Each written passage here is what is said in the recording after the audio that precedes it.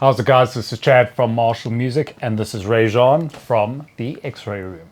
Today we're going to be talking about what a basic home studio setup comprises of, what you should be looking at, and what order you should be looking at in terms of, well, what your priorities are.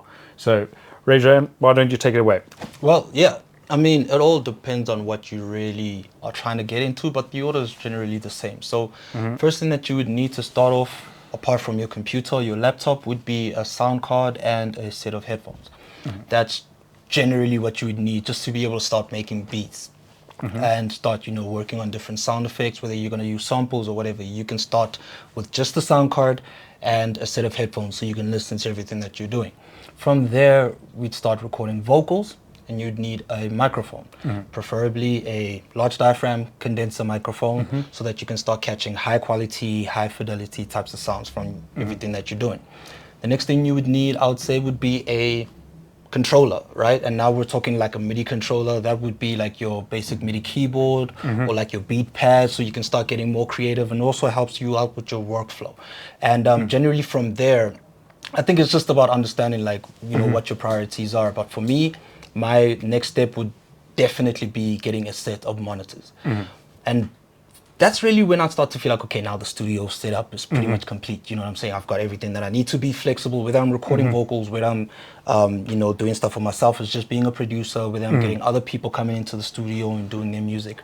It's something that allows me to be flexible because now I've got my headphones that I've always had to allow me to understand how to mix and master, understand everything as I'm starting out. But then ultimately I've got a set of big monitors, not necessarily to say that biggest is better, but it's always a good thing to at least have a spatial recognition or spatial reference to everything that you're listening to. Your sound needs to come out in some space.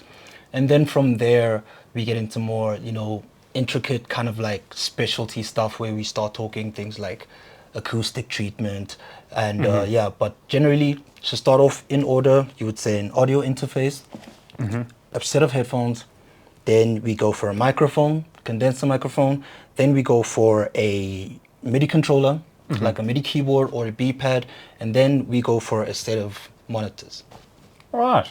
Yeah. Well, that's very helpful. I know that's a big question that a lot of people starting out have. There's generally a lot of confusion there, and it's really important to know the order of priority in order to get like the most return as you purchase things and what it's actually going to improve. Definitely. So we've got a lot of these options here at Marshall Music. There's a lot of bundles as well. Yes, there are a lot of bundles. A lot of things that are pre-made. We also do ones that we specify for customer budgets and purpose. So come speak to us here at Marshall, ask us questions, and just check some stuff out.